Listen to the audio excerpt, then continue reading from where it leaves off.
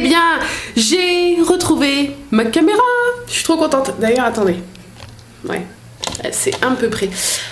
Donc, le problème de mon chargeur, mon chéri l'a démonté, machin, enfin bref, impossible de réparer le bordel. Du coup, il y avait un autre moyen de charger cette caméra, c'était par prise USB au lieu de prise électrique. Le truc qui était super chiant et ce pourquoi je le faisais jamais, c'était que ça met 5 ou 6 heures pour charger complètement la caméra au lieu d'une demi-heure, 1 heure par la prise électrique. Mais du coup là, comme je n'ai pas le choix, et ben on a fouillé, on a retrouvé le câble USB, parce que c'est avec un embout un peu spécial pour cette caméra là. Mon chéri l'a retrouvé, mais je dis mais en fait c'est lui qui a fouillé parce qu'honnêtement on a il a une grosse caisse en plastique avec plein de câbles, de plein de trucs différents, des trucs qu'on ne sait même plus de quoi ça vient, et c'était dedans. Voilà. Donc du coup je vais anticiper, quand je sais que le lendemain je dois filmer une vidéo, je mettrai à charger toute la nuit par USB en fait la caméra. Donc du coup pour l'instant voilà, je vais pas dépenser des sous inutilement à racheter un chargeur électrique si je peux me démerder comme ça, c'est cool. Voilà, bref, donc on se retrouve pour un nouveau 5 ans de réflexion et je crois que j'ai un jour de retard. Il me semble bien parce que j'aurais dû filmer hier, donc j'aurais dû filmer mercredi 15. On est jeudi, ouais c'est ça. Mais j'avais mes 3 heures de tatouage et quand je suis rentrée, le temps de rentrer et tout, il était 19h30. Après, voilà, on a fait manger Arthur, on a mangé, etc. etc. Après, j'ai bossé jusqu'à minuit et quelques. Et du coup, impossible, il faisait trop nuit après. Et voilà, donc j'ai un jour de décalage, mais c'est pas très grave, hein. On va se retrouver. 5 ans de réflexion, si vous arrivez là et que vous ne savez pas ce que c'est un bouquin qui vous pose des questions chaque jour et ce pendant toute l'année. Vous y répondez, c'est des questions plus ou moins sérieuses. À la fin de l'année, vous revenez au début du bouquin, vous recommencez pour toute l'année et ce pendant 5 ans, ce qui va permettre de comparer vos réponses et de voir un petit peu comment vos réponses évoluent au fil des années. Voilà. Alors, je ne sais plus exactement où je m'étais arrêtée, mais je crois que la dernière question à laquelle j'avais répondu, c'était le 10 février, il me semble. Si ce n'est pas le cas, mais si, normalement oui. Si cette journée était un animal, quel serait-il? J'avais répondu un ours polaire, car il a fait super froid. Voilà, donc au cas où je l'avais oublié et que celle-là je ne l'avais pas dit dans la vidéo précédente, elle est dite, parce que je sais qu'il y en a certaines qui suivent les questions et qui le font de leur côté en écrivant sur un bouquin, donc si jamais je n'avais pas dit la question précédente, au moins elle est dite. Donc on attaque avec le 11 février. Comment êtes-vous allé travailler aujourd'hui? J'ai marqué travaillante chez moi, la réponse me paraît simple. Voilà, c'était tout simple, c'était dimanche, samedi ou dimanche, je sais plus, bon bref. Voilà, pour moi c'est très simple de me rendre à mon travail puisque j'ai juste allé du salon au bureau. Voilà, le 12 février. Aujourd'hui, qu'est-ce qui vous empêche le plus d'avancer? J'ai marqué rien de spécial, c'était dimanche et du coup journée repos.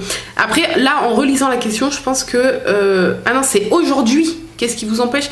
Ouais, mais aujourd'hui, qu'est-ce qui vous empêche le plus d'avancer? Ça voulait peut-être dire dans la vie, en fait. Au jour d'aujourd'hui, qu'est-ce qui vous empêche dans la vie le plus d'avancer? Moi, je l'ai pas compris comme ça au moment où j'ai répondu.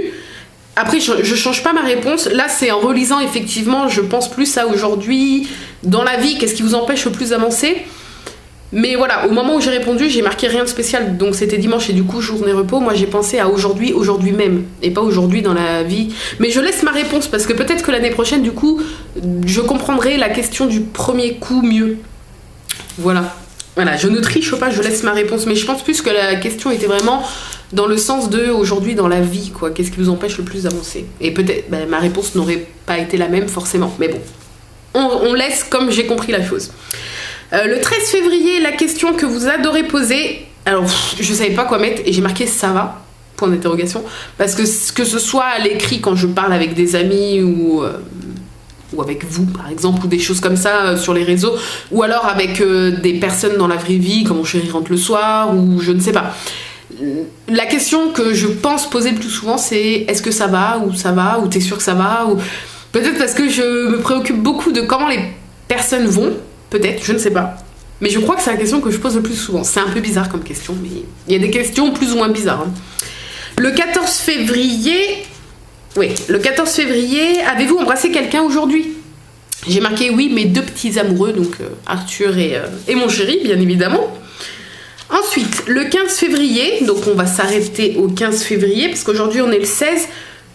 Ah ouais, mais... Ah non, vu que j'ai un jour de retard, je vais répondre à celle d'aujourd'hui. Oui, j'y ai déjà répondu tout à l'heure, en fait, sur le bouquin. Hein. Mais du coup, je vais vous y répondre en vidéo pour rattraper le retard. Je sais pas si ça va le rattraper, mais bon, bref.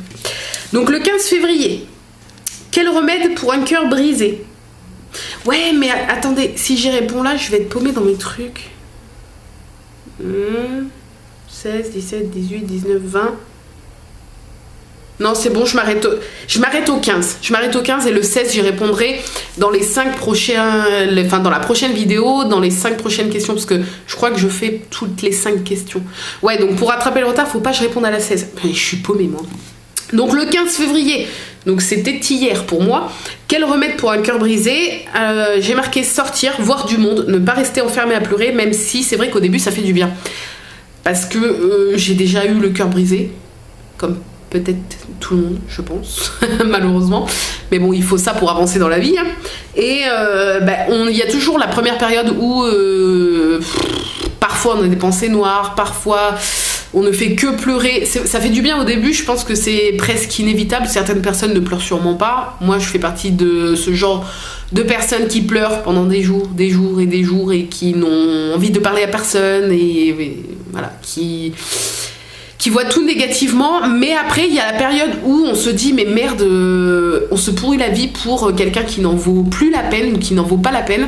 Et après il y a la période où il faut que je me change les idées, il faut que je vois du monde, il faut que je vois mes amis, il faut que je sorte, il faut que je profite d'être à nouveau seule, parce que parfois ça fait du bien d'être seule. Et voilà. Donc je dirais, après avoir bien pleuré et tout, sortir, voir ses amis, voir du monde, faire des choses qu'on ne faisait pas, qu'on ne prenait plus le temps de faire, par exemple prendre soin de soi ou faire une activité ou des choses comme ça. Donc voilà, je pense que c'est pas mal comme remède pour un cœur brisé. Et surtout, ne pas se jeter sur la nourriture, même si je sais qu'on est beaucoup à le faire. Moi-même, je l'ai fait, hein, fut un temps. Mais avoir le cœur brisé, c'est soit tout ou rien, c'est soit ça vous coupe l'appétit. Moi, j'ai déjà connu un peu les deux cas. Soit ça vous coupe l'appétit et vous n'avalez rien pendant des jours, enfin rien, quasiment rien. Ou alors soit vous vous réfugiez dans la nourriture. Mais l'un ou l'autre, ce sont des extrêmes et ce n'est pas une bonne solution, sachez-le. Donc voilà, essayez de continuer à manger normalement même si on n'a pas forcément faim. Ou alors, si on a envie de trouver du réconfort dans la nourriture, essayez de se dire que la nourriture n'est pas forcément un réconfort. Même si un bon repas réconfortant ou un bon cheat meal, comme certains appellent ça, eh ben c'est cool. Mais de temps en temps. Et c'est pas une solution à la déprime surtout, c'est ça que je voulais dire.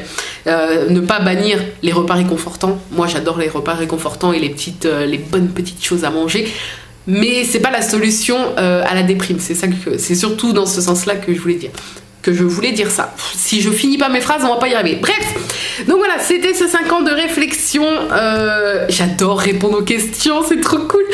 Et voilà. Donc je vous retrouverai dans 5-6 jours, à peu près 6 jours je crois, pour les questions du 16 au 20 et quelques. Et puis voilà, sur ce, donc je vous laisse ici, je vous fais plein de bisous et je vous dis à très vite dans une nouvelle vidéo. Bye bye.